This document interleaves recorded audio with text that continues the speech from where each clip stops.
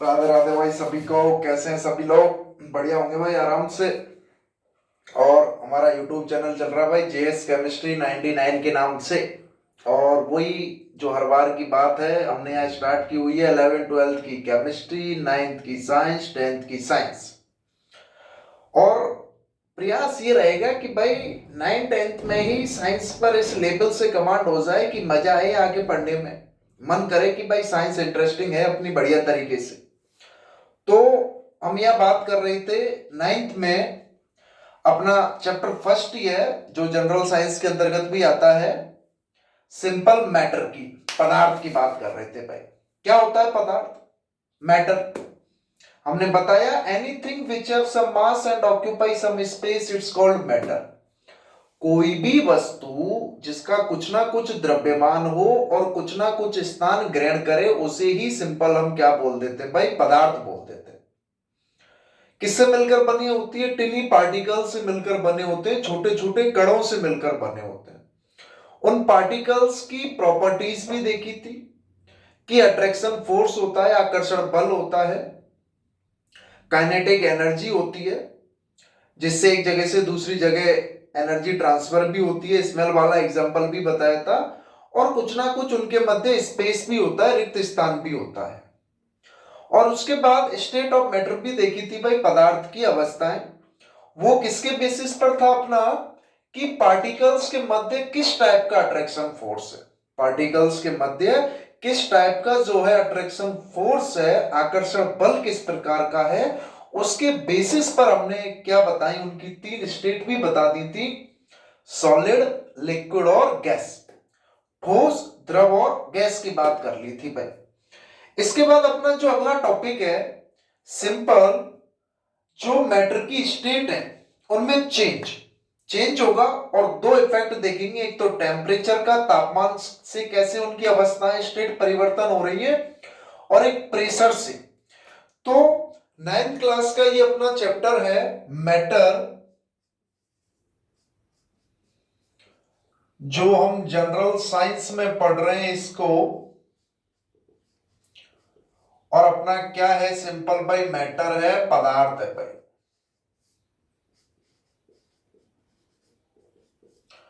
ये मैटर पदार्थ को हम पढ़ रहे हैं, और इसमें अभी तक हमने क्या क्या पढ़ लिया है वो हमने आपको जो है भाई सिंपली क्या है बता दिया है। इसके बाद जो है अब हम स्टार्ट कर रहे हैं कि सिंपल स्टेट ऑफ मैटर हमने देख लिया था, पदार्थ की अवस्थाएं। स्टेट ऑफ मैटर, पदार्थ की अवस्था की भी हमने जो है भाई सिंपल बात कर ली थी। अब हम देख रहे हैं कि change in state of matter, पदार्थ की अवस्था में परिवर्तन बाई टेम्परेचर एंड प्रेशर में चेंज करने की वजह से। अपना जो अगला टॉपिक है इसमें कि change in state of matter, change in state of matter, पदार्थ की अवस्था में परिवर्तन की अब हम बात करेंगे भाई। पदार्थ की अवस्था में परिवर्तन, पदार्थ की अवस्था में परिवर्तन होगा किसकी वजह से? Due to change in temperature, due to change in temperature and pressure, due to change in temperature and pressure. तापमान व दाब में परिवर्तन के कारण, तापमान व दाब में परिवर्तन के कारण इसकी स्टेट में क्या क्या चेंज होगा। यानी कि जो इसकी हमने अभी 3 स्टेट पढ़ाई हैं, कौन कौन सी? सॉलिड, लिक्विड और गैस। उनमें अपन क्या कर रहे हैं भाई? टेम्परेचर की वजह से क्या चेंज होने की वजह से उसकी कैसे चेंज हो रहा है, और एग्जैक्टली प्रेशर में चेंज की वजह से क्या चेंज हो रहा है। इन चीजों को जो है हम यहां पर देखेंगे और समझे भाई किस तरीके से हो रहा है। तो सबसे पहले हम देख रहे हैं कि इफेक्ट ऑफ टेम्परेचर, तापमान का प्रभाव। अपना पहला पॉइंट्स क्या रहेगा? सिंपल इफेक्ट ऑफ टेम्परेचर,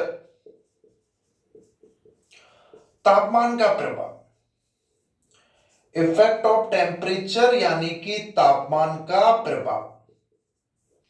एक छोटा सा मैं डायग्राम भी बना देता हूं सिंपल सा कि हमने क्या किया है, एक बीकर ले लिया भाई।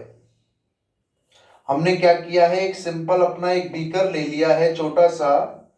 ये अपना क्या है भाई, बीकर है। और इसको जो है हम बर्नर पर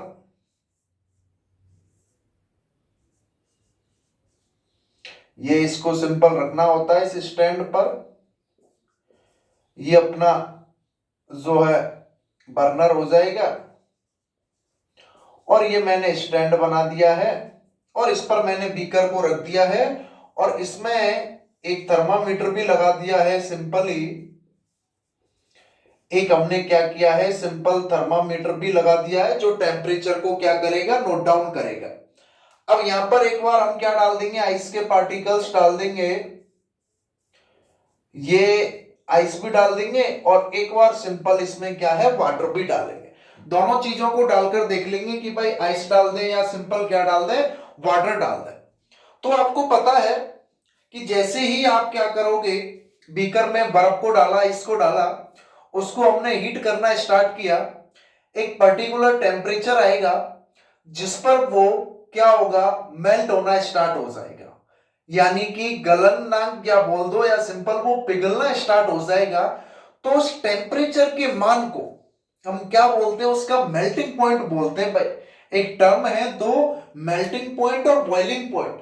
क्या है, दोनों का मतलब समझ लें। मेल्टिंग पॉइंट क्या है, एक्चुअली में टेम्परेचर की वह वैल्यू जिस पर कोई भी सॉलिड सब्सटेंस मेल्ट होना स्टार्ट हो जाए, पिघलना स्टार्ट हो जाए एट एटमॉस्फेरिक प्रेशर, वातावरणीय दाब पर। उस टेम्परेचर के मान को ही, उस टेम्परेचर की वैल्यू को हम क्या बोल रहे हैं, मेल्टिंग पॉइंट बोल रहे हैं। और मेल्टिंग पॉइंट एक्चुअली में उनके अट्रैक्शन फोर्स के बारे में भी बताएगा भाई, कि जिसमें जितना ज्यादा अट्रैक्शन फोर्स होगा पार्टिकल्स के मध्य, उनका उतना ही ज्यादा क्या होगा, मेल्टिंग पॉइंट होगा भाई। कि अगर ज्यादा आकर्षण बल है तो उनको तोड़ने के लिए ज्यादा एनर्जी चाहिए, यानी कि ज्यादा टेम्परेचर की रिक्वायरमेंट रहेगी। और अगर उनके मध्य कम अट्रैक्शन फोर्स है तो उनको तोड़ने के लिए भी क्या चाहिए, कम एनर्जी चाहिए, यानी कि कम टेम्परेचर की रिक्वायरमेंट रहेगी। तो दो बहुत ही इंपॉर्टेंट टर्म्स हैं। उसमें सबसे पहले हम बात कर रहे हैं किसकी, अपना मेल्टिंग पॉइंट की भाई। मेल्टिंग पॉइंट जिसको हम बोलते हैं क्या, गलनांक बिंदु। शॉर्ट में इसी को बोल देते हैं एमपी, मेल्टिंग पॉइंट। तो एमपी का मतलब क्या है कि value of temperature, value of temperature, value of temperature which are responsible for, which are responsible for start melting of any solid substance, of any solid substance at atmospheric pressure, at atmospheric pressure। कि वातावरणीय दाब पर किसी भी ठोस पदार्थ जिस तापमान पर पिघलना स्टार्ट हो जाए, उसी तापमान के मान को हम क्या बोल देते हैं, सिंपल अपना मेल्टिंग पॉइंट बोल देते हैं भाई, गलनांक बिंदु बोल देते हैं। अगर हिंदी में लिखूं तो सिंपल वातावरणीय दाब पर, वातावरणीय दाब पर ठोस का पिघलना जिस तापमान पर प्रारंभ हो जाए, जिस तापमान पर प्रारंभ हो जाए, उसी को हम क्या बोल देते हैं, उसका मेल्टिंग पॉइंट बोल देते हैं भाई। तो यहां थर्मामीटर लगा दिया है, इसको बर्न करना स्टार्ट कर रहे हैं, इसमें रीडिंग नोट करते जाएंगे। तो जिस टेम्परेचर पर, जिस टेम्परेचर पर वो मेल्ट होना स्टार्ट हो जाएगा, उसी को हम क्या बोल देते हैं, उसका मेल्टिंग पॉइंट। जैसे हम बात करें आइस की, बर्फ का जो मेल्टिंग पॉइंट होता है वो एक्चुअली में क्या होता है, 0 डिग्री सेल्सियस। कि जो मेल्टिंग पॉइंट ऑफ आइस है, आइस का जो मेल्टिंग पॉइंट है भाई, melting point of ice, melting point of ice बर्फ का जो गलनांक बिंदु है, बर्फ का जो गलनांक बिंदु है वो क्या होता है 0 डिग्री सेल्सियस। कि 0 डिग्री सेल्सियस पर, 0 डिग्री सेल्सियस पर मेल्ट होना स्टार्ट हो जाती है बर्फ। उसके मध्य जो पार्टिकल्स के मध्य जो अट्रैक्शन फोर्स है वो कम होना स्टार्ट हो जाएगा। किस टेम्परेचर पर भाई 0 डिग्री सेल्सियस पर। और 0 डिग्री सेल्सियस जो है किसके बराबर होता है 273.15 केल्विन। कैलकुलेशन राउंड फिगर के लिए हम उसको कितना इंक्लूड कर लेते हैं 273 केल्विन पर। बहुत इंपॉर्टेंट है, याद रखना होता है भाई 0 डिग्री सेल्सियस जो है किसके बराबर है अपना 273.15 केल्विन पर, या लगभग 273 केल्विन पर बराबर है। देखनी पड़ती है कहीं दिख रहा है या नहीं दिख रहा है। पीछे मोबाइल में कैमरा लगा हुआ है, बैक कैमरा लगा हुआ है, तो मैं देख लेता हूं कि कहीं कोई चीज छूट तो नहीं रही है भाई। तो इस तरीके से इफेक्ट ऑफ टेम्परेचर, टेम्परेचर का इफेक्ट हम देख रहे हैं कि जब भी किसी भी सॉलिड सब्सटेंस को हमने क्या किया हीट करना स्टार्ट किया, उसके टेम्परेचर को हमने बढ़ाना स्टार्ट किया, तो उसके मध्य पहले ज्यादा अट्रैक्शन फोर्स था पार्टिकल्स के मध्य। सॉलिड लिक्विड गैस एक्चुअली में क्या है कि अगर पार्टिकल्स के मध्य बहुत ज्यादा अट्रैक्शन फोर्स है, बहुत ज्यादा पास पास है, तो वो उसकी सॉलिड स्टेट है भाई, ठोसी अवस्था है या नहीं है। थोड़ा सा कम अट्रैक्शन फोर्स है तो वो उसकी लिक्विड स्टेट हो जाएंगी, द्रवीय अवस्था है। और बहुत ही ज्यादा कम अट्रैक्शन फोर्स है, पार्टिकल्स बहुत ज्यादा दूर दूर हैं, तो वो क्या हो जाती है उसकी गैसियस स्टेट हो जाती है भाई। क्या हो जाती है उसकी गैसियस स्टेट। तो सिंपल या हमने टेम्परेचर का इफेक्ट स्टार्ट किया है कि भाई तापमान का प्रभाव क्या है। तो तापमान बढ़ाने पर, तापमान बढ़ाने पर उसकी स्टेट में चेंज होता है। तो सॉलिड जिस टेम्परेचर पर मेल्ट होना स्टार्ट हो जाए या लिक्विड में बदलना स्टार्ट हो जाए, उसके उसी टेम्परेचर को हम क्या बोल देते हैं, उसका मेल्टिंग पॉइंट बोल देते हैं। एग्जांपल लाइक जैसे आइस सॉलिड सब्सटेंस है, वो 0 डिग्री सेल्सियस या 273 केल्विन टेम्परेचर पर क्या हो गया मेल्ट होना स्टार्ट हो गया, तो उसका हमने क्या बोल दिया, उसको उसका मेल्टिंग पॉइंट बोल दिया। यहां तक की बात क्लियर है क्या भाई? इसको लिखते भी जाएंगे, नोट डाउन करते हुए आगे हम बात कर रहे हैं इसी में ही और कुछ ना कुछ पॉइंट्सों की। पॉज करके आप लिखते भी चलेंगे, लिखना बहुत ज्यादा इंपॉर्टेंट है भाई, तभी आनंद आएगा।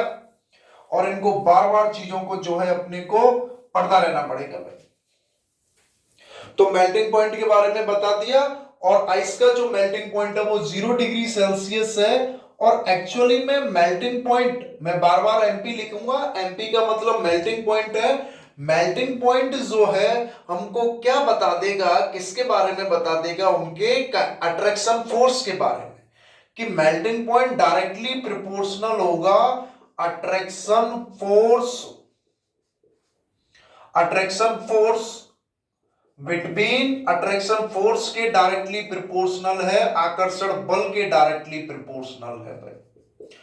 कि अगर जितना ज्यादा मेल्टिंग पॉइंट होगा यानी कि उतना ही ज्यादा पार्टिकल्स के मध्य क्या होगा, आकर्षण बल होगा, अट्रैक्शन फोर्स बिटवीन पार्टिकल्स। यहां मैं लिख भी देता हूं attraction force between particles, between particles, आकर्षण बल कणों के मध्य। कि सिंपल कणों के मध्य जितना आकर्षण बल है उसका मतलब उसमें उतना ही ज्यादा क्या है भाई मेल्टिंग पॉइंट है। जैसे मान के चलो ये चार सब्सटेंस मैंने ले दिए, 1 2 और ये अपना सिंपल 3, इसको मैं बोल रहा हूं ए बी सी। इसका मेल्टिंग पॉइंट है 0 डिग्री सेल्सियस, इसका मेल्टिंग पॉइंट है 5 डिग्री सेल्सियस, इसका मेल्टिंग पॉइंट है 10 डिग्री सेल्सियस। तो एक्चुअली में ये तीनों चीजें हमको क्या बताना चाह रही हैं कि ये तो 0 डिग्री सेल्सियस पर ही मेल्ट होना स्टार्ट हो गया, ये 5 डिग्री सेल्सियस पर ही मेल्ट होना स्टार्ट हो गया, और ये 10 डिग्री सेल्सियस पर मेल्ट होना स्टार्ट हुआ। यानी कि इसके लिए ज्यादा टेम्परेचर चाहिए इसको मेल्ट करने के लिए।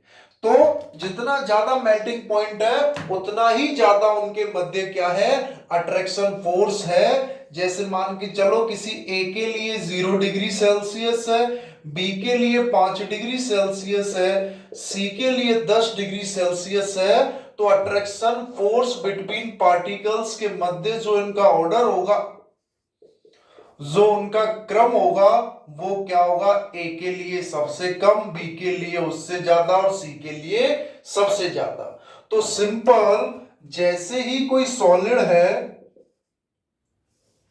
उसको हमने हीट करना स्टार्ट किया, किस पर कन्वर्ट हो गया ये, लिक्विड में, कि भाई ठोस को गर्म करने पर वो द्रव में परिवर्तित हो रहा, और गर्म करने का मतलब हम उसके टेम्परेचर को बढ़ा रहे हैं। तो उस प्रोसेस को हम क्या बोल देते हैं, फ्यूजन बोल देते हैं।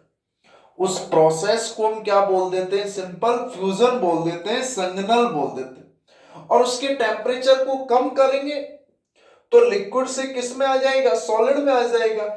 इसको हम बोल देते हैं कूल, यानी कि इसको ठंडा करने पर। अब ये तो सॉलिड से लिक्विड में गया, अब बीकर में मैंने वाटर ले लिया, बीकर में मैंने क्या ले लिया, जल ले लिया।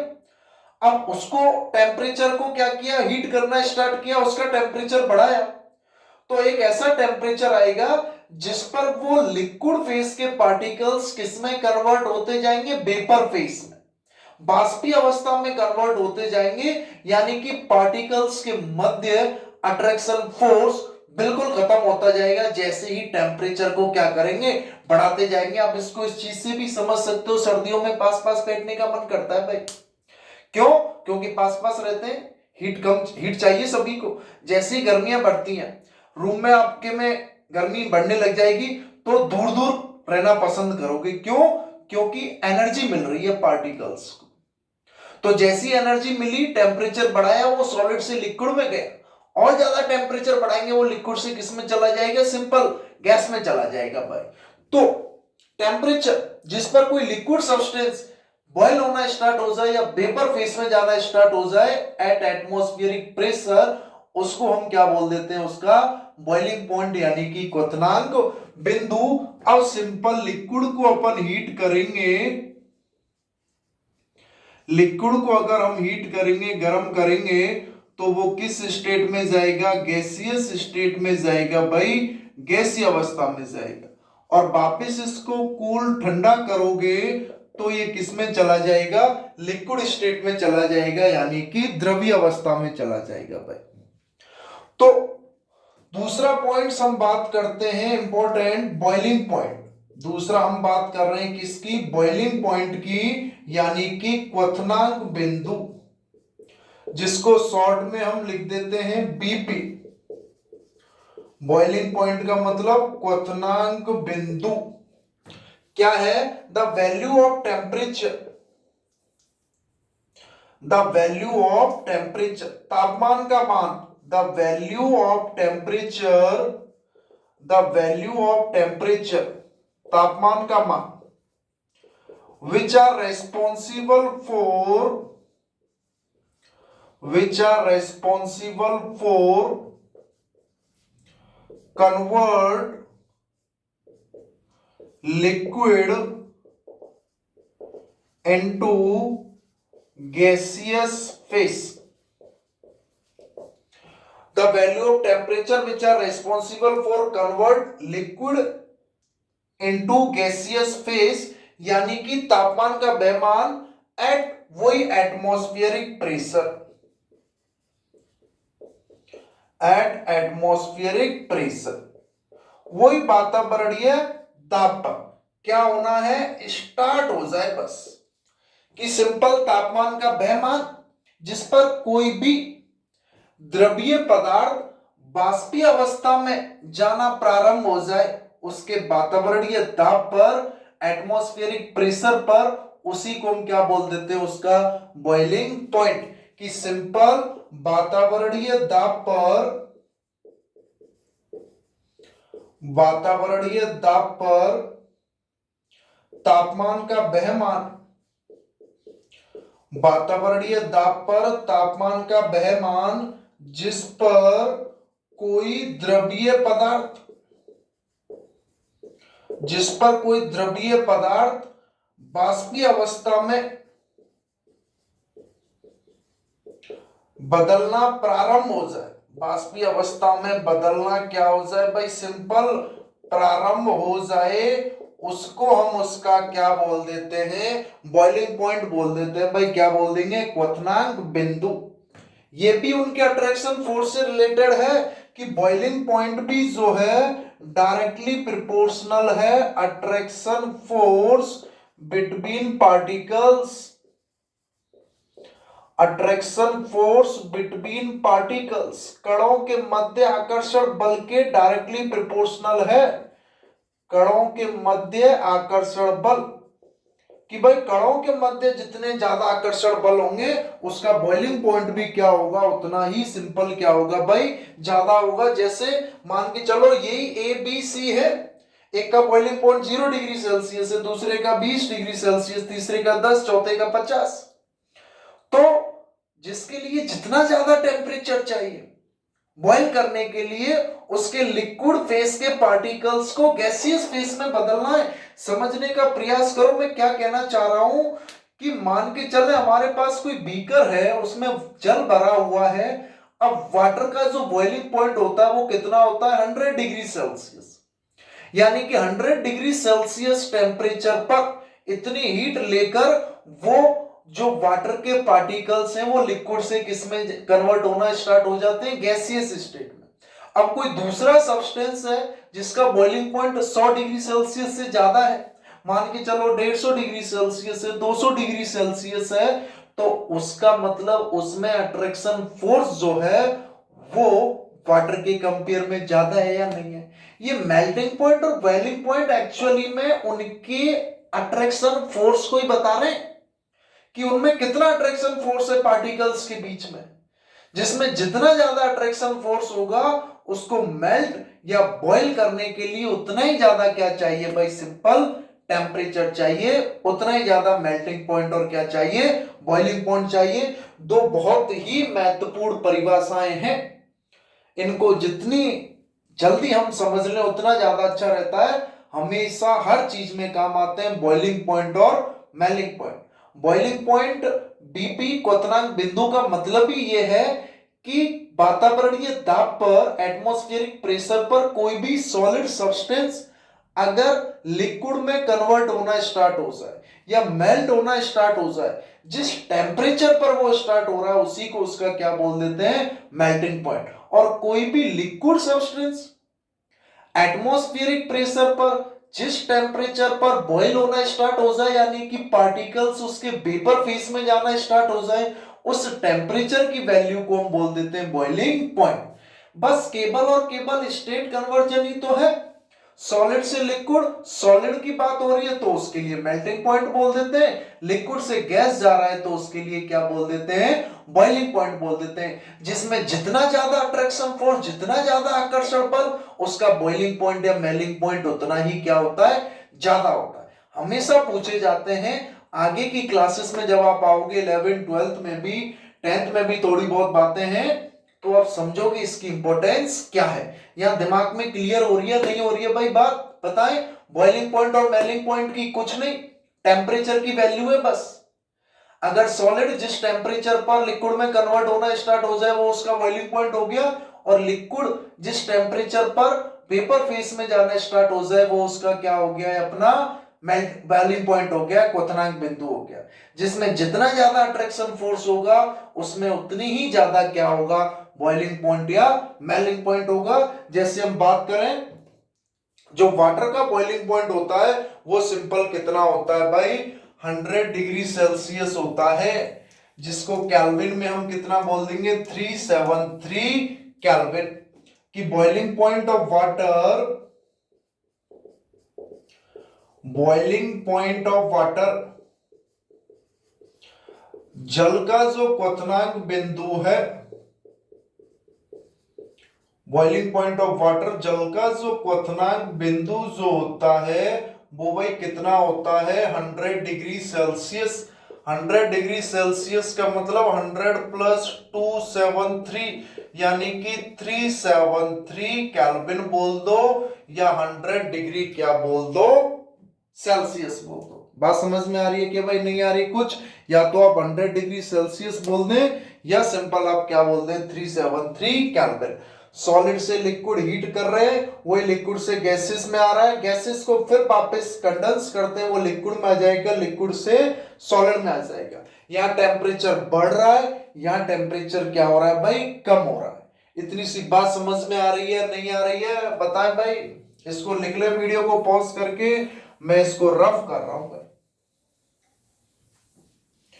एक छोटा सा पॉइंट और है, इसको हम अब न्यूमेरिकल वैल्यू बेस्ड क्वेश्चन देख लेते हैं। थोड़ा सा टेम्परेचर की बात की है, इसके बाद एक और इंपॉर्टेंट आता है लेटेंट हीट, गुप्त ऊष्मा की भी हम बात करते हैं भाई, लेटेंट हीट की, गुप्त ऊष्मा की भी। लेकिन इनके जो एसआई यूनिट ऑफ टेम्परेचर, कुछ यूनिट्स की बात कर लेते हैं। एसआई यूनिट ऑफ टेम्परेचर, तापमान की जो एसआई इकाई है वो कितनी क्या होती है भाई, केल्विन होती है। तापमान की जो एसआई इकाई है वो सिंपल क्या होती है, केल्विन होती है भाई, केल्विन। साइंटिस्ट का नाम है, कैसे लिखते हैं, के से। अब आपको पता होना चाहिए 0 डिग्री सेल्सियस 273.15 केल्विन के बराबर होता है। अगर लगभग में कैलकुलेशन में हम कितना लिख देते हैं, 273 केल्विन, 273 केल्विन। तो बच्चों वाले क्वेश्चन आगे, जैसे मैंने लिखा भाई 90 डिग्री सेल्सियस बता दो कितने केल्विन है।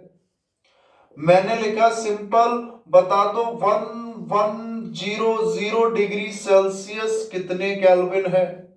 उल्टा पूछ लिया जाए कि भाई बता दो 773 केल्विन कितने डिग्री सेल्सियस है।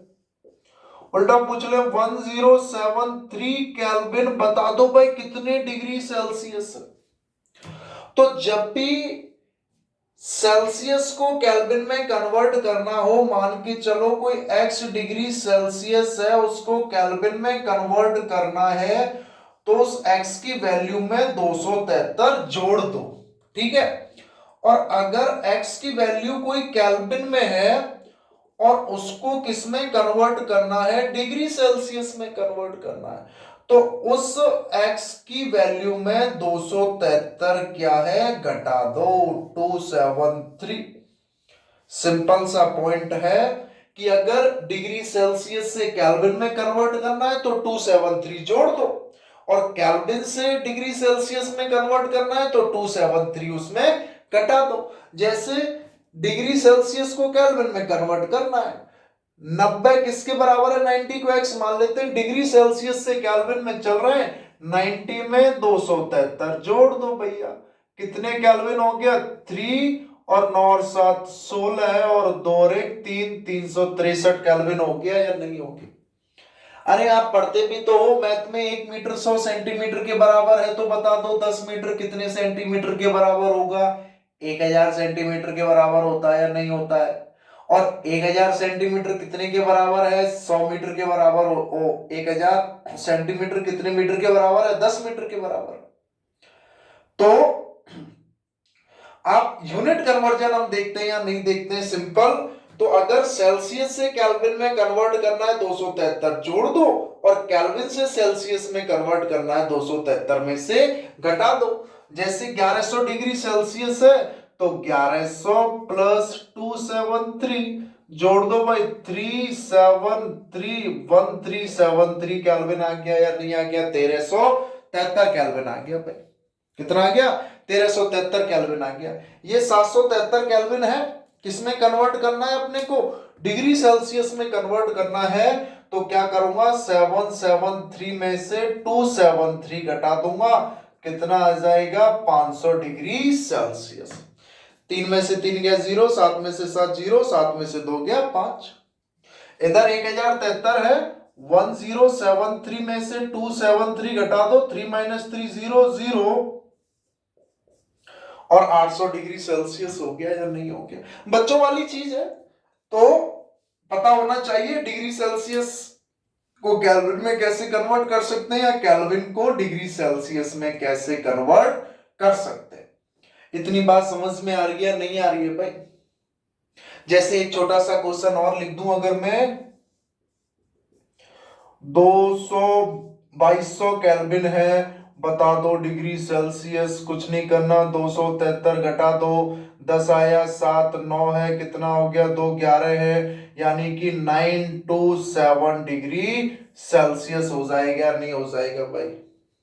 7 3 10, 7 और 2 9 और 10, 9 और 2 11 और 1 12, कितना आ जाएगा 1927 डिग्री सेल्सियस। बात समझ में आ रही है नहीं आ रही है भाई? तो ये अपना जो है डिग्री सेल्सियस से केल्विन और केल्विन से डिग्री सेल्सियस। एक और है अच्छे लेवल का फ़ारेनहाइट वाला का, उसका और एक छोटा सा पॉइंट्स देख लेते हैं, कंपटीशन में भी काम आ जाता है, 9th क्लास में भी इंपॉर्टेंट है भाई। इसका एक छोटा सा पॉइंट्स और हम देख लेते हैं, क्या है कि आपको पता होना चाहिए भाई, फ़ारेनहाइट की अगर हम बात करें, जिसको हम कैसे लिख देते हैं डिग्री फ़ारेनहाइट, जो आप टेम्परेचर नोट डाउन करते हो डिजिटल थर्मामीटर, उसमें फ़ारेनहाइट में लिखा आता है। तो एक्चुअली में डिग्री फ़ारेनहाइट किसके बराबर होता है? 9/5 इंटू डिग्री सेल्सियस प्लस 32, ये फ़ारेनहाइट के बराबर है। जैसे रूम टेम्परेचर की बात करें हम, कमरे का तापमान, रूम टेम्परेचर, जनरली अपना जो कमरे का तापमान होता है वो भाई कितना होता है? 25 डिग्री सेल्सियस। अब इस 25 डिग्री सेल्सियस को फ़ारेनहाइट में चेंज करना है, कुछ नहीं, फॉर्मूले में लिख दो डिग्री फ़ारेनहाइट 9/5 25 प्लस 32, ये 5 बार गया, 45 प्लस 32 कितना हो गया? 5 और 2 7 7, 77 डिग्री फ़ारेनहाइट हो गया भाई। कोई भी लिख दूं, जैसे मैंने 100 डिग्री सेल्सियस लिख दिया और पूछ लिया भाई बताओ इसको फ़ारेनहाइट में ये कितना होगा। 100 डिग्री सेल्सियस लिख दिया और पूछ लिया फ़ारेनहाइट में बताओ, तो फ़ारेनहाइट का फॉर्मूला पता है भाई, 9/5 डिग्री सेल्सियस कितना 100 प्लस 32 कितना हो गया? 5 दूनी 10, 9 दूनी 18, 180 प्लस 32 2, 8 और 3 11 और 1 और 1 2, 212 डिग्री फ़ारेनहाइट हो गया भाई। उल्टा क्वेश्चन भी पूछ ले कि आपको बोल दिया 212 डिग्री फ़ारेनहाइट है, अब भैया इसको डिग्री सेल्सियस में कन्वर्ट कर दो, अब चेंज हो गया भाई थोड़ा सा, अब थोड़ा सा दिमाग लगाना पड़ेगा। तो आपको पता है फॉर्मूला क्या है? Degree Fahrenheit 9/5 into degree Celsius plus 32, और 212 की जगह मैं 312 लिख देता हूं। तो यहां मैंने लिखा 312 है, ये 32 प्लस में है, इधर आ जाएगा -32 और 9/5 इंटू डिग्री सेल्सियस। इसको घटाओ, कितना हुआ? 2 में से 2 गया 0, 1 में से 3 यानी कि वही 10 हो गया, कितना हो गया 7 और 270 हो गया 2 7 3 10, -32 कर लो 0 और इधर 1 आ जाएगा, कितना हो जाएगा ये सिंपल 8 और 280, 2 8 और 3 11, 2 और 1 3, यानी कि 280 बराबर 9/5 इंटू डिग्री सेल्सियस। अब इसको काटने की कोशिश करो, ये कितनी बार जाएगा? गुणा मल्टीपल अगर हम करेंगे तो भाई आ जाओ इधर ही, अपन मल्टीपल कर लो, डिग्री सेल्सियस किसके बराबर हो जाएगा? 280 इंटू 5/9। मैंने 312 डिग्री फ़ारेनहाइट लिखा है, 312 में से 32 गया, कितना 0 2 8 और 3 11 और 2 और 1 3, 2 8 और 3 11, 2 280 आ गया, 280 इंटू 5/9। आप इसको करो और सॉल्व करने की कोशिश करनी है अपने को, भाग दे लेना है इसमें कि भाई 9 तिया 27, कितने बचे अपने? 1 और 9 एकम 9, कितना हो गया? सिंपल 1, 9 एकम 9, 31.1 इंटू 5 5 एकम 5, 5 एकम 5, 15, 155.5 डिग्री सेल्सियस। 100 डिग्री सेल्सियस को किया भाई 5 दूनी 10, 9 दूनी 18, 180 प्लस 32 कितना हो गया 2, 8 और 3 11, और 8 और 3 11 और एक इधर गया 212 डिग्री फारेनहाइट आ गया भाई। अब मैंने दे दिया आपको 312 डिग्री फारेनहाइट और आपसे क्या पूछ लिया, डिग्री सेल्सियस में पूछ लिया। फारेनहाइट लिख दिया 9/5 इंटू डिग्री सेल्सियस प्लस 32, इसको इधर लाए 312 माइनस 32 बराबर 9/5 इंटू डिग्री सेल्सियस, घटाया कितना आ गया 280, 9/5 into degree Celsius cross multiple करने पर उसमें अपनी जो वैल्यू है वो किस में आ गई है भाई, डिग्री सेल्सियस में आ गई है। तो इस तरीके से टेम्परेचर की 3 यूनिट है अपनी, एक डिग्री सेल्सियस की, एक फारेनहाइट की और एक सिंपल क्या हो गई है अपनी केल्विन। ऐसा यूनिट क्या होती है भाई अपनी केल्विन होती है। तो ये हो गया, और एक अपना अभी मैंने बताया है कि 0 डिग्री सेल्सियस किसके बराबर होता है, 273 केल्विन। अगर x डिग्री सेल्सियस को केल्विन में बदलना है तो x प्लस 273 केल्विन, और कोई वैल्यू x केल्विन है सेल्सियस में बदलना है तो x माइनस 273 डिग्री सेल्सियस। तो इन 4 फॉर्मूले से आप किसी भी एक टेम्परेचर की वैल्यू को 3 यूनिट्स में बता सकते हैं। कौन कौन सी, डिग्री सेल्सियस, फारेनहाइट और केल्विन। जैसे एक छोटा सा क्वेश्चन और अगर मैं लिख लूं कि भाई 773 केल्विन है और उसको आप लोग किसमें बता दो भाई, डिग्री फारेनहाइट में बता दो। 773 केल्विन टेम्परेचर है और उसको किसमें बता दो, डिग्री फारेनहाइट में। अब हमने तो फारेनहाइट और सेल्सियस में रिलेशनशिप देखा है, केल्विन में तो नहीं देखा है। तो इसके लिए सबसे पहले इसको किसमें कन्वर्ट करूंगा, सेल्सियस में। तो माइनस 273 किया, कितना आया 0 0, यानी कि 500 डिग्री सेल्सियस आ गया भाई।